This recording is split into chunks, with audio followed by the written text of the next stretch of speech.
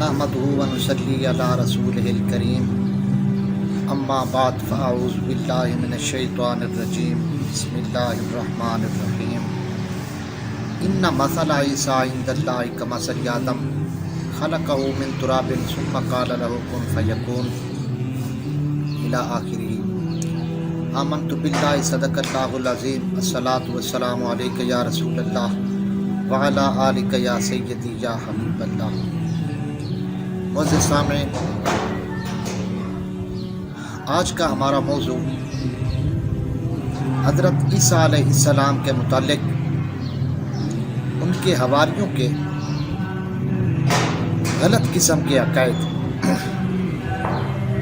اس حوالے سے میں چند معروضات پیش کروں گا اور کوشش کروں گا کہ قرآن سے اس بات کو ہم ثابت کریں کہ عیسیٰ علیہ السلام اللہ کے بیٹے نہیں ہیں اور نہ ہی وہ خدا ہیں، اور نہ ہی انہیں سولی پہ چڑھایا گیا ہے، نہ ہی سولی پہ انہیں لٹکایا گیا ہے۔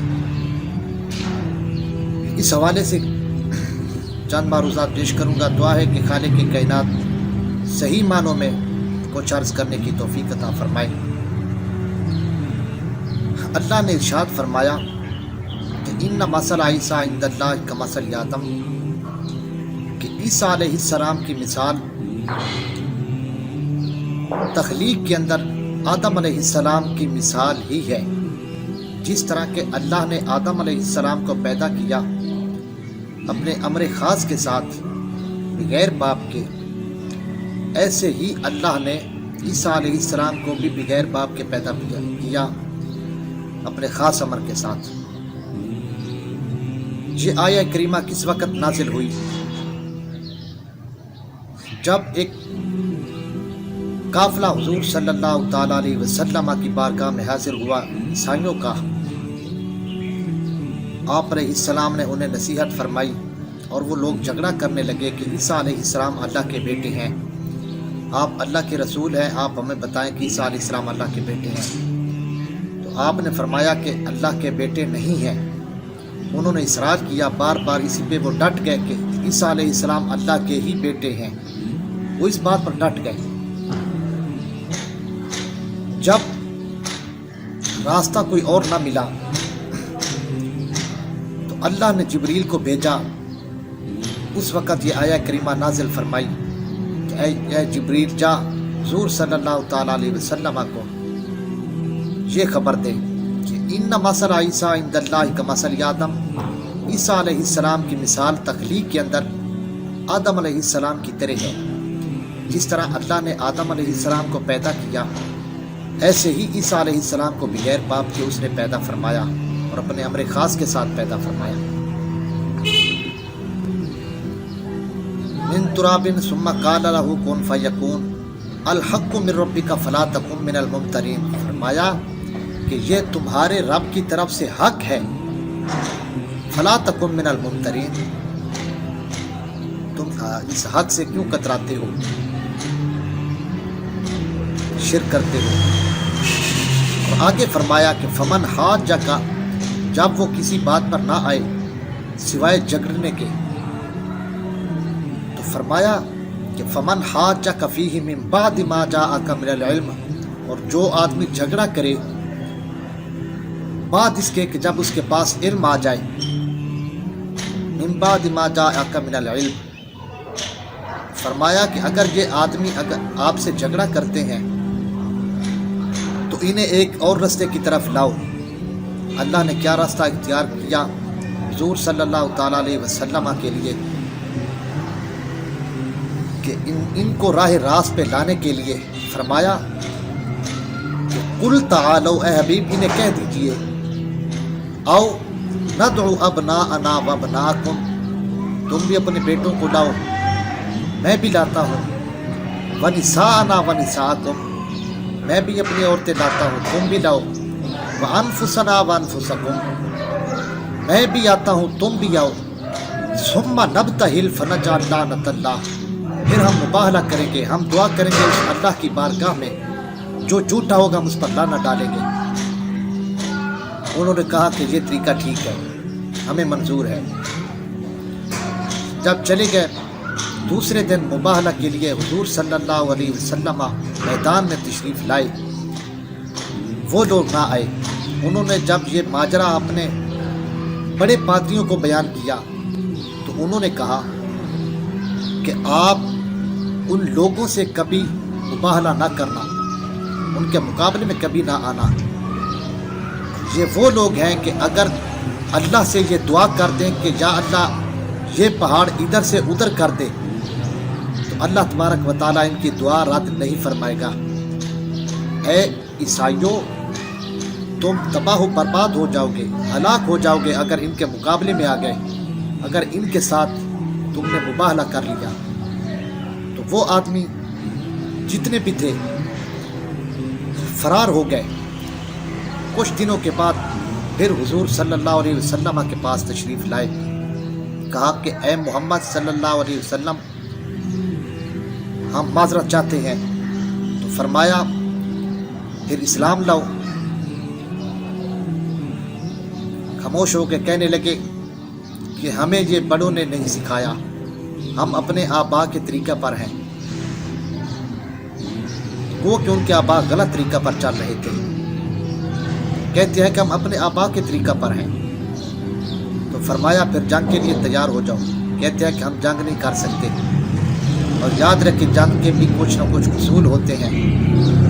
اب حضور صلی اللہ علیہ وسلم نے یہ نہیں فرمایا کہ ہم زیادہ ہیں، کثرت میں بھی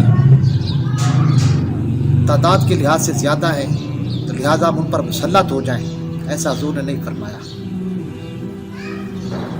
فرمایا پھر اور کیا راستہ ہے؟ کہتے ہیں کہ ہم ٹیکس دیا کریں گے، آپ کی حکومت میں رہیں گے اور آپ کو ٹیکس دیں گے۔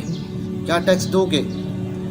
کہنے لگے کہ ہم 2000 سوٹ دیا کریں گے، کم از کم ایک جو سوٹ ہے وہ 40 درہم کا ہوگا۔ ان کا جو ایک سوٹ ہے اس کی قیمت کم از کم 40 درہم ہوگی۔ بعض مفسرین نے یہ بھی لکھا کہ کہنے لگے کہ ہم 30 گھوڑے دیں گے، 30 اونٹ دیں گے اور 30 زیرے دیں گے، 30 نیزے بھی شامل ہیں۔ تو اے نصرانیوں، خدا کا کچھ خوف کرو کہ عیسیٰ علیہ السلام اللہ کے بیٹے نہیں ہیں۔ یہ آپ کا جو مسئلہ تثلیث ہے، اللہ اس کو ذکر قرآن کے اندر جو فرماتا ہے لَقَدْ كَفَرَ الَّذِينَ قَالُوا إِنَّ اللَّهَ هُوَ ثَالِثُ ثَلَاثَةٍ، کہ تم نے کہا، فرمایا کہ تحقیق کفر کیا ان لوگوں نے جنہوں نے کہا کہ ان اللہ هو ثالث ثلاثہ، وہ تیسرا ہے۔ کیا یہ شرک نہیں ہے اللہ کے ساتھ کسی کو شریک ٹھہرانا؟ اور ایک بات اور میں ذکر، ابھی پچھلے دنوں میں ایک ماشاءاللہ اچھے ان کے ہاں اچھے جانے جاتے ہیں علم کے لحاظ سے، انہوں نے کہا کہ عیسیٰ علیہ السلام اللہ کی روح ہے، عیسیٰ روح اللہ، یہ اللہ کی روح ہے، روح ہمیشہ زندہ ہے اور وہی ہے، وہی اللہ کی روح ہی مریم کے اندر القاء ہوئی۔ اے نادان، ایسی بات نہیں ہے۔ کس کی روح ہے؟ کہتا ہے وہ اللہ کی ہے۔ اب اس کے اندر ہمیں بحث کرنے کی ضرورت نہیں کہ یہ ہے کیا۔ فرمایا اللہ اس کو ذکر یوں فرماتا ہے قرآن کے اندر کہ یسألونک عن الروح، اے رسول لوگ آپ سے سوال کریں گے روح کے متعلق، تو آپ نے جواب انہیں کیا دینا؟ فرمایا قل الروح من امر ربی، کہ روح جو ہے یہ ایک امر ربی ہے، یہ اللہ ہی بہتر جانتا ہے اس کی حقیقت کیا ہے، یہ کیا ہے۔ کہنے لگے کہ یہ عیسیٰ علیہ السلام ہی وہ خدا ہیں۔ اب میں نے کہا کہ جب عیسیٰ علیہ السلام ہی خدا وہی خدا ہیں تو اب ایک خدا کو مریم علیہ السلام کے بطن سے پیدا ہونے کی ضرورت کیوں پیش ہے؟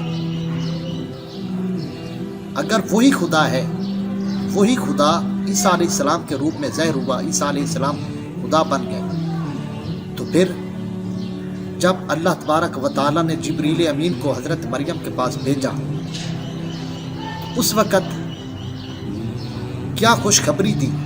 فرمایا یبشرکی بکلمۃ منہ اسمہ المسیح عیسیٰ ابن مریم، اللہ तबारक व ताला तुम्हारी तरफ खुशखबरी भेजता है, तुम्हें खुशखबरी देता है। किस चीज़ की? युबश्शिरू की, वो खुशखबरी देता है। अब वो कौन है? युबश्शिरू की। अब इसके अंदर जो ज़मीर है उसका मर्जे क्या है, कौन है? याद रखें उसका मर्जे अल्लाह तबारक व ताला के साथ है। अब वो खुशखबरी दे रहा है किस चीज़ की? ईसा अलैहिस्सलाम के ज़ुहूर की। अब वही खुदा खुशखबरी मरियम को दे रहा है जिब्रील के ज़रिए। खुशखबरी देने की वजह क्यों पेश है, बता सकते हैं? कभी नहीं बता सकते। और याद रखें कि ईसा अलैहिस्सलाम अल्लाह के ना बेटे हैं, खुदा वो है लम यलिद व लम यूलद, ना उसने किसी को जना ना उससे कोई जना गया। हाँ, अलबत्ता उसने हमें पैदा किया है, उसको किसी ने पैदा नहीं किया। खुदारा कुछ होश के नाखून ले।